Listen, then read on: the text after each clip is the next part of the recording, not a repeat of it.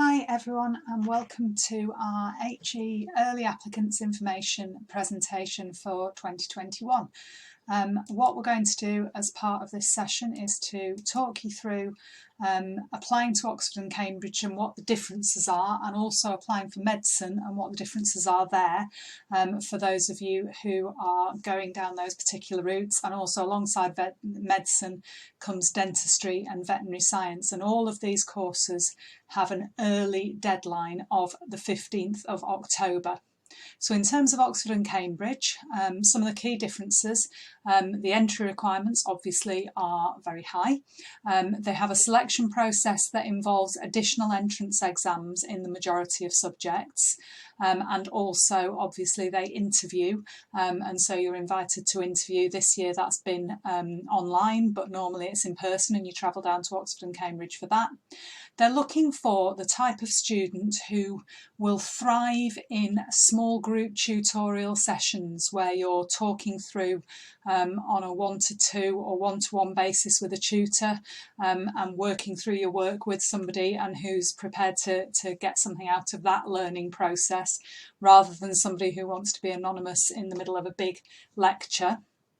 Both of them operate the collegiate system, and what that means is they're separated into different colleges, and you will live and be taught largely in the college that you're accepted into, although you might have some more joint lectures across other colleges.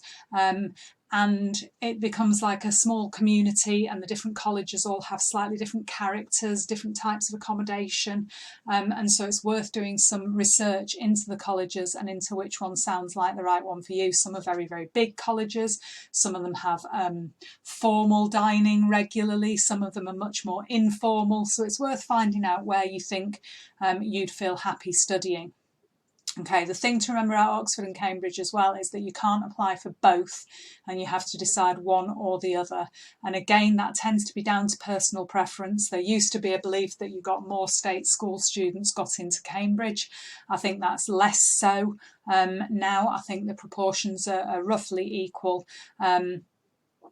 In both, it's tended to be that Cambridge have put a bit more weighting on admissions tests, and Oxford have put a bit more weighting on the interviews in the past. But again, I'd say that they were coming on a par now.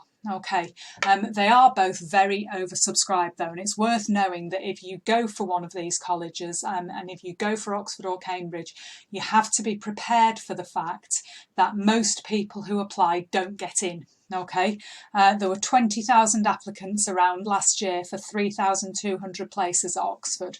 So you go with a hope, you've got as much chance as everybody else of getting a place, but a lot of the people who don't get places would have been capable of studying there. So you have to go into it with an idea that this is worth trying, but don't pin everything on it, and be able to look at a range of other options. So on average, there's 6 applicants per place, but it depends on the courses.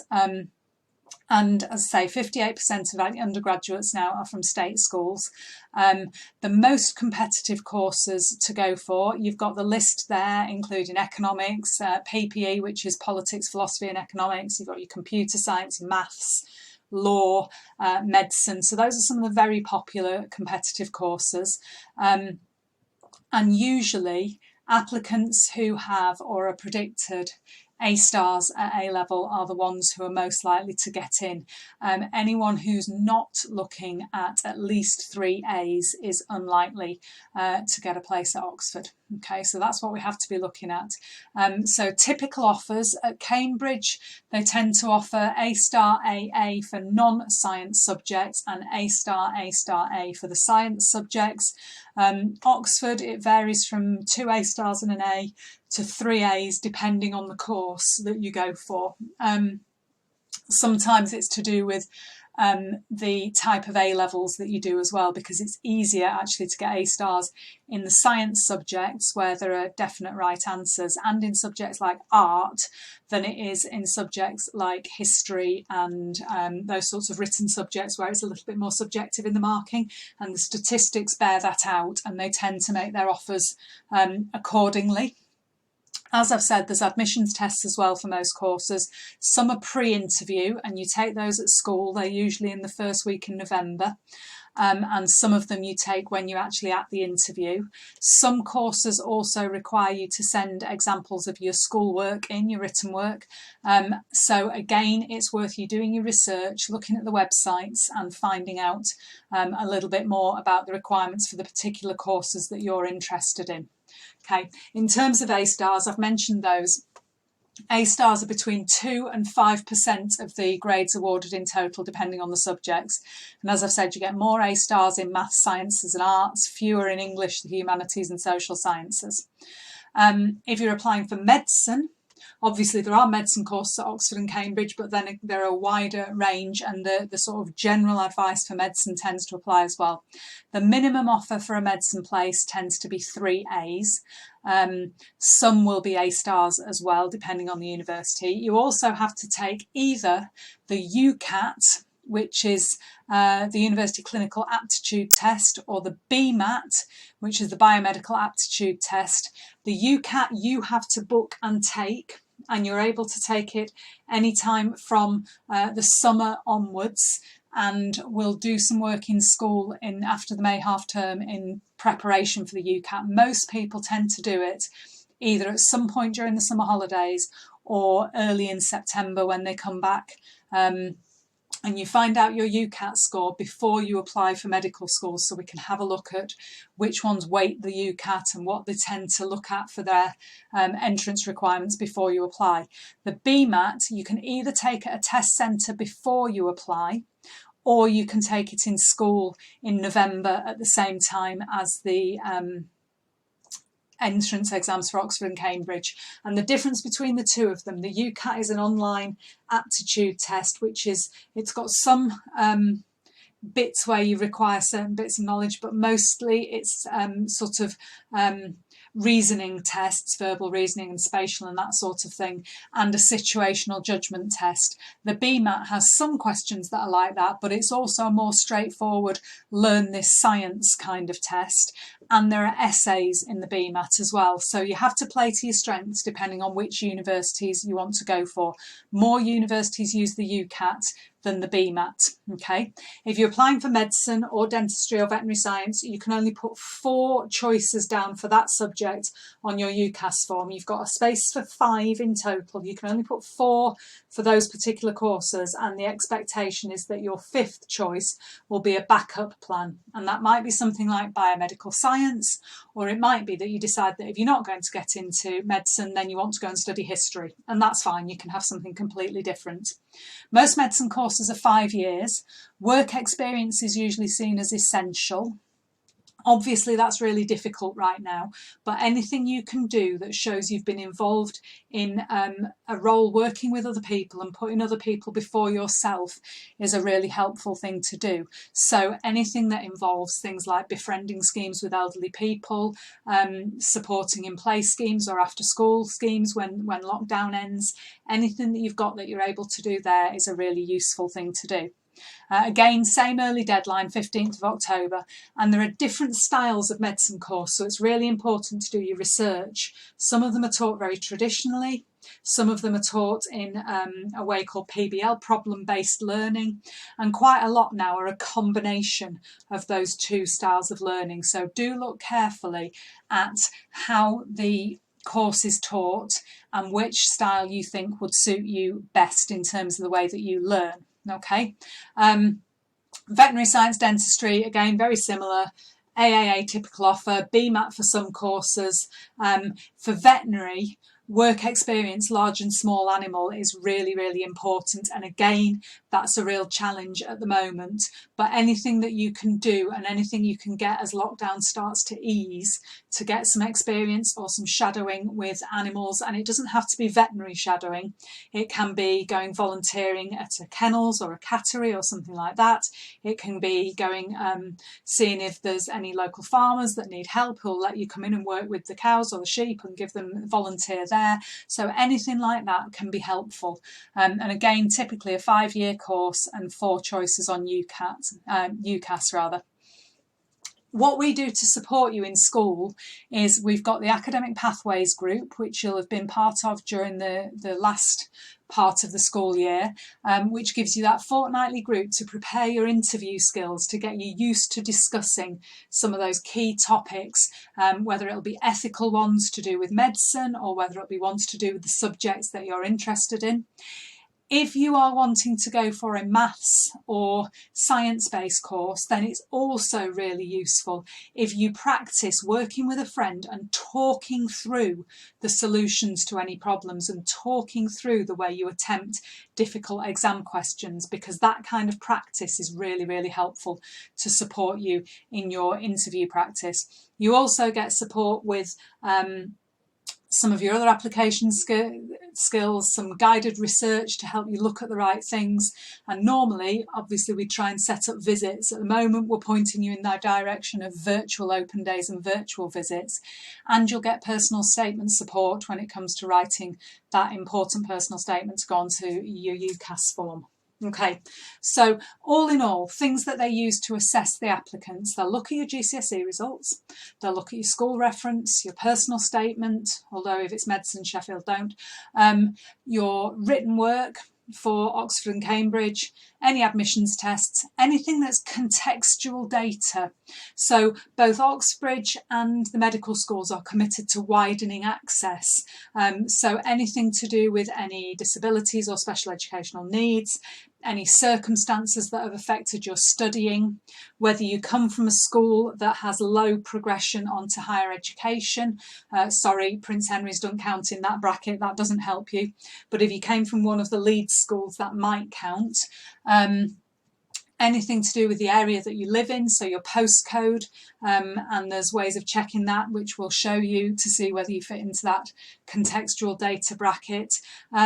Whether you are the first generation of your family to go to university, all of these things are taken into account by the universities, so it's useful for us at school to know if any of those factors apply to you, so that we can make sure that those are made known to the universities. And contextual data sometimes leads to slightly reduced offers for certain courses in different circumstances. So that's something that it's worth talking about with either myself or your form tutor, so that we can support you in applying for some of the widening access schemes. And also the key thing, we can get you through the door, and we do quite a good job of getting our students through the door to interview. And then it's how you do at interview that makes a big difference as well, particularly for medicine, dentistry, veterinary science. For Oxford and Cambridge, they're still looking at your admissions tests, they're still looking at your written work. It's all part of a big picture. For medicine, often, once you're through that door to interview, everybody's on a level playing field, and it's how you perform at interview that counts. So the practice there and the support we try to give you is important. Okay. So interviews at Oxbridge, it's usually in December, and it's a focused academic conversation. There's a high level of challenge. You will be pushed in your particular subject, and they're looking for your flexibility, they're looking for your thinking skills. So we run practice interviews, normally with the Red Kite Alliance schools. So you travel to Harrogate Grammar School and you get interviewed by somebody you've not met before. Your academic pathways discussions support you towards that. There are commercial providers who you can go on courses for Oxford interviews and Cambridge interviews. The universities really, really do not endorse anyone who charges a fee for preparation for these interviews. However, if you have a look at insideuni.org, that's a student-led organisation where students are trying to give state school students an insight into what their admissions process was like, what the interview was like. So have a look there and have a look at what your course is like on that one. Okay, for medicine, dentistry, veterinary science, you might have a traditional panel interview where you've got 2 or 3 people and you stay in one room and they ask you questions. It's more likely to be what they call MMI, or multiple mini interviews, where you go and have sort of lots of 5-minute little interviews at different stations. Some universities like Sheffield release their MMI questions in advance Others, we've got quite a lot of experience in school of knowing the types of questions that they ask. So again, we can prepare you for MMIs, and on Tim and Yarny Day in school, hopefully we're in school by then, we do some preparation for those kinds of interviews. And again, those academic pathways discussions that you've been having, those are very, very useful. We run a mock MMI evening, usually at Harrogate, although we ran one in school this year. And then we can do further mock interviews in school where you can practice those skills. There's an organisation called Medic Mentor who, if you haven't come across them, again, there are lots of organisations who will charge you a lot of money to try and support your medicine application. But Medic Mentor are run by student doctors for students, and they do charge, but it's an administration cost, and it's a very small amount for most of their activities. And they do interview preparation, seminars and those sorts of things. So worth exploring what they've got. I send that out quite regularly, the information via email, but if you haven't seen any of that, definitely go and have a look at Medic Mentor. Okay, so how the application process works. Register with UCAS in the summer term, so you can't register till towards the end of May. Once you've registered, you need to choose your courses that you want to go for. So for Oxford and Cambridge, you'll choose your course there, but you also need to choose your other courses at your other universities. On that, you have to declare the results of all your completed qualifications. So that's every GCSE that you've got. Plus, if you do an EPQ, I don't think anyone will do an EPQ for summer, are they? So that doesn't count. Those go on. You list your A-level courses and we give you your predicted grades. Your predicted grades are not always the same as the target grade or the MEA that goes on your progress report. Okay, your predicted grade is our most optimistic but realistic prediction. But obviously that's based on the work and our experience of how you've done across the course of this year. Okay, your personal statement can be really important, so we spend time investing in good personal statements. And you'll get a reference from school that will be very supportive, that will be positive, but that will also be truthful. I'm not writing on there anything that isn't true, but in the same time, I'm not writing in your reference anything negative at all. It's all very positive, very supportive of you and tries to show you in your best light. Okay, and then universities can choose whether to make offers or not.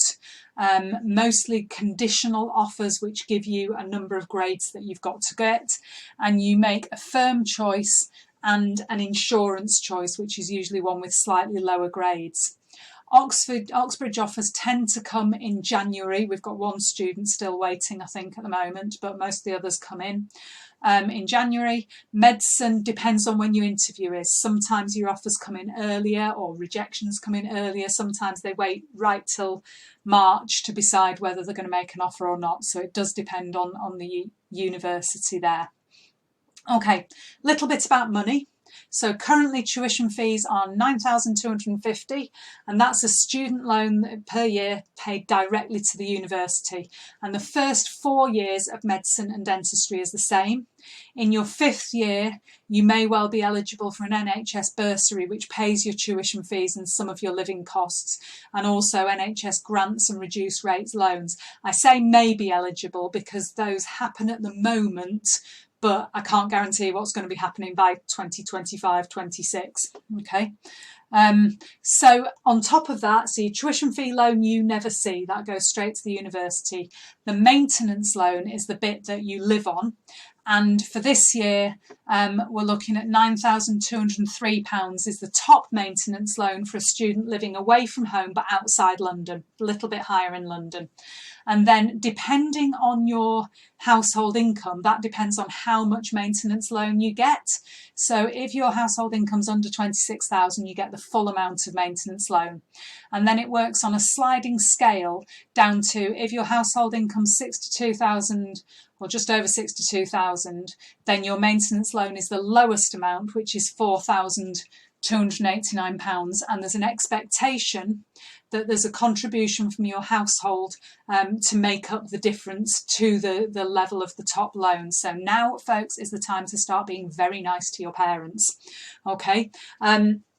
If you're eligible for the higher levels of loan as well, you're likely to be able to apply for bursaries from the university.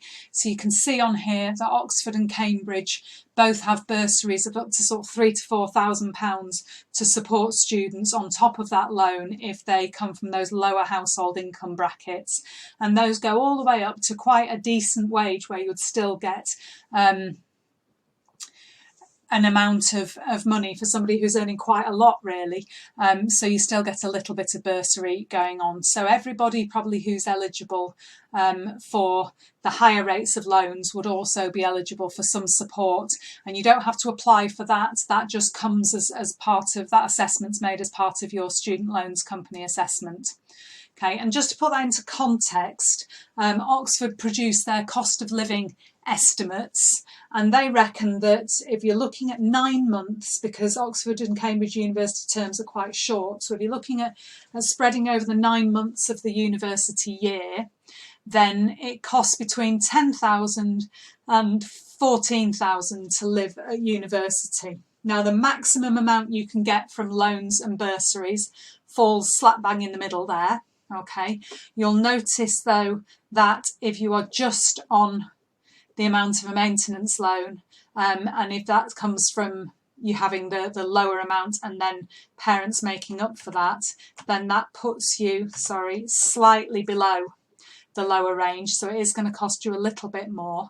But to put that into context, the national average student cost of living from the NUS in 2019 was £12,056. So that again falls in the middle. So Oxford isn't any more expensive than any other university.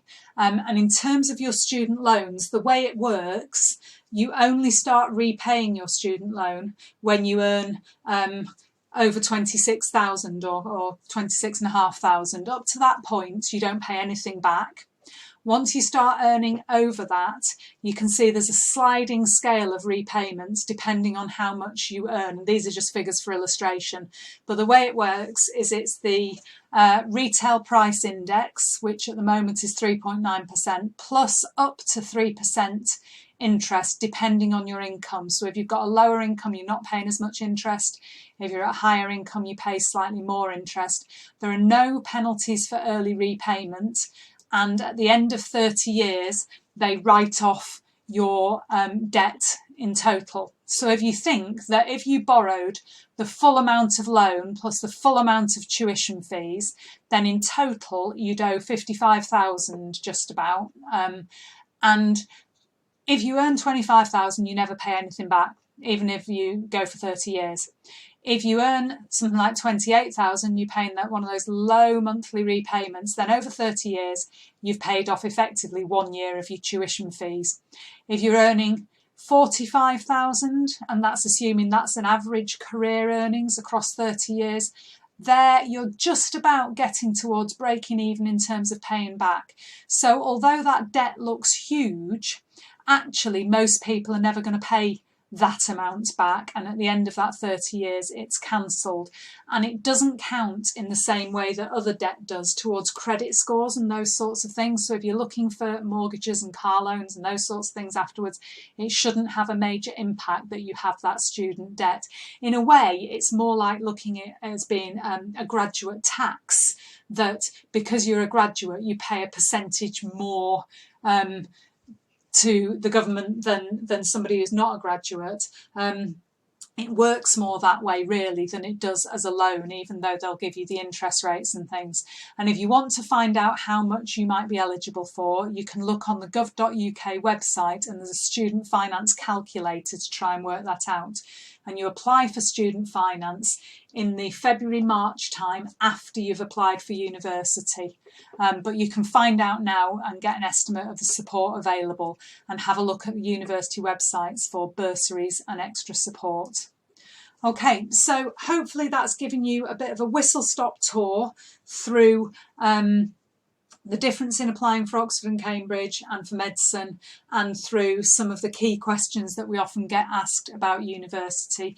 Normally in this presentation we have an admissions tutor from medicine and one of our former students to talk about Oxford and Cambridge. Unfortunately at the moment that's a little bit difficult, as you can imagine, but if you've got any specific questions relating to your circumstances or circumstances of your children following this presentation, please book an appointment on the 10th of February and we can have a chat through any questions that you've got using the Parents' Evening system.